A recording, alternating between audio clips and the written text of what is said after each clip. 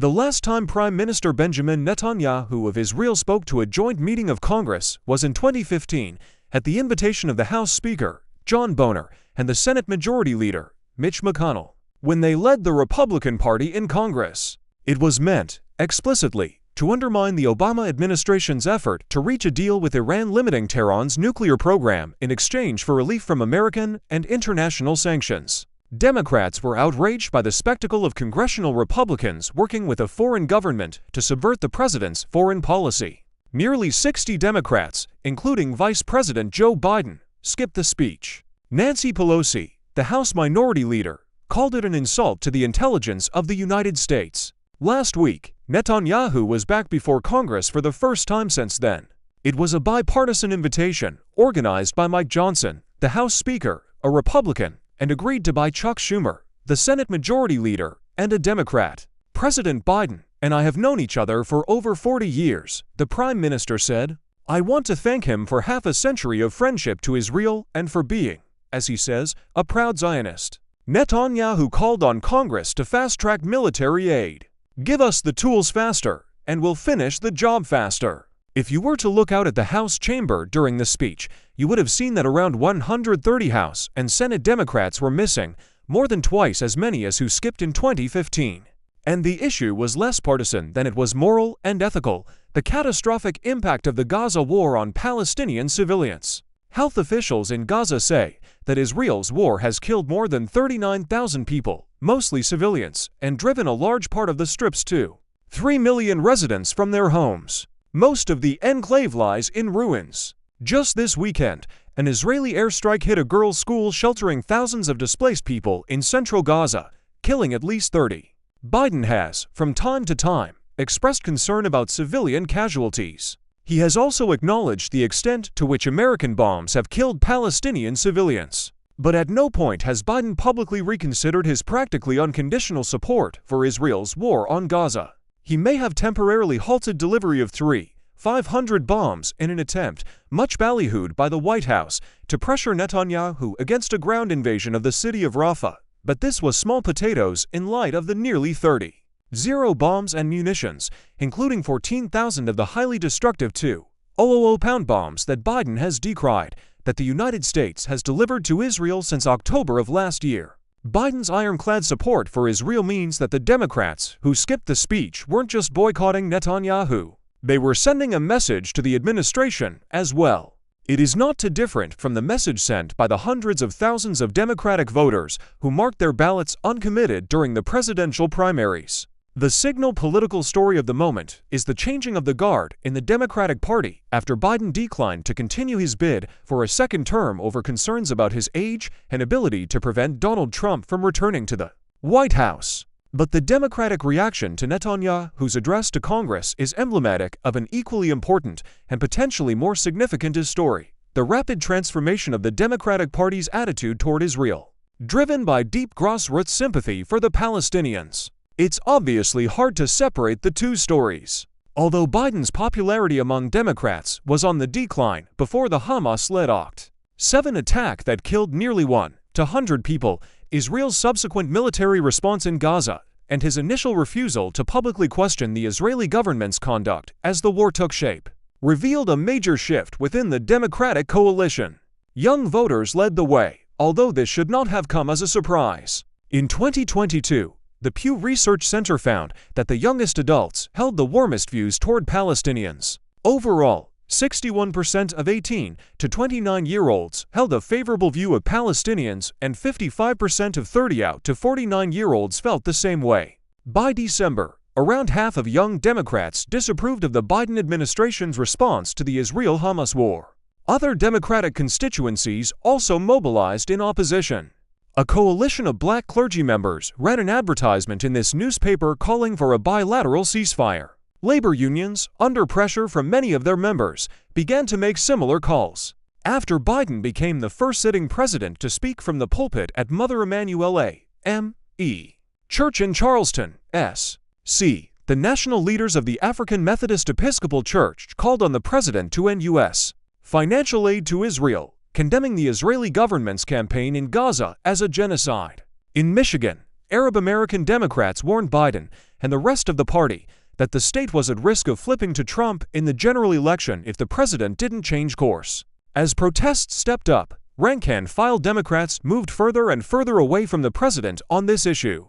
By March, 75% of Democrats disapproved of Israel's military action in Gaza, and a plurality of Democrats wanted to provide only humanitarian aid to Israel. Biden's stance, as unpopular as it was, did not explain the totality of his problems with young Democrats and other voters. But his unyielding support for the Israeli government in the face of a clear humanitarian crisis in Gaza contributed to an atmosphere of profound discontent with his presidency. Bad vibes, you could say. The vibes have changed, obviously. Biden is out and Kamala Harris, the vice president, is the party's new standard-bearer. She's backed by a wind of enthusiasm from across the Democratic coalition that has helped the party recover lost ground in the national presidential race. But she is also implicated in the administration's policy toward Gaza and will have to deal with the changing politics of Israel within her party. You can already see that Harris is trying to chart her own course between Biden and the Democratic grassroots.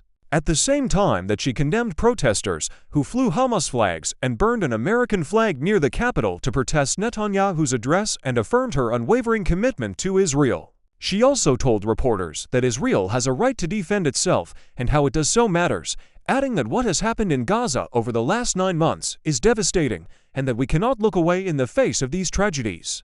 And I will not be silent. It is a real break from the president for Harris to voice this forthright concern for the lives of Palestinian civilians. But it is still unclear what the difference in language means for actual policy. Will a President Harris refrain from making additional weapons shipments? Will she attach humanitarian conditions to future military aid? Will she direct her UN ambassador to veto Palestinian requests for full membership in the global body? It is difficult to say. According to CNN, aides and allies who have talked with Harris say that substantively there is little daylight between her and the president. In 3 weeks, Democrats will almost certainly nominate Harris for the presidency at their national convention in Chicago. It is tempting, here, to make a direct comparison to the 1968 Democratic National Convention, also in Chicago, where Vice President Hubert Humphrey was nominated after a contentious and chaotic year that began with the Tet Offensive and President Lyndon Johnson's subsequent decision to leave office at the end of his term. In '68, anti-Vietnam War protests rocked the convention. In '24, Democrats will face protests against the war in Gaza. But in our search for analogies and comparisons, we should remember that echoes from the past are still only faint reverberations of sounds once heard.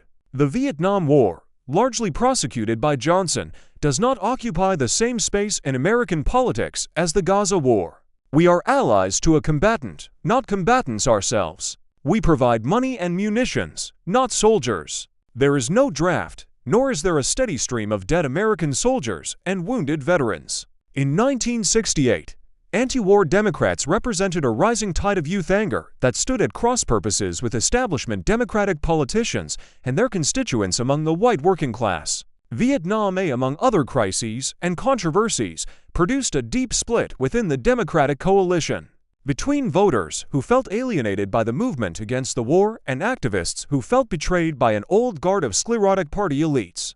All of this came to a head in Chicago, fracturing the Democratic Party for a generation and beyond. Biden's support for the Gaza war has alienated and isolated him from the youngest cohorts of the Democratic Party, but it hasn't split the coalition.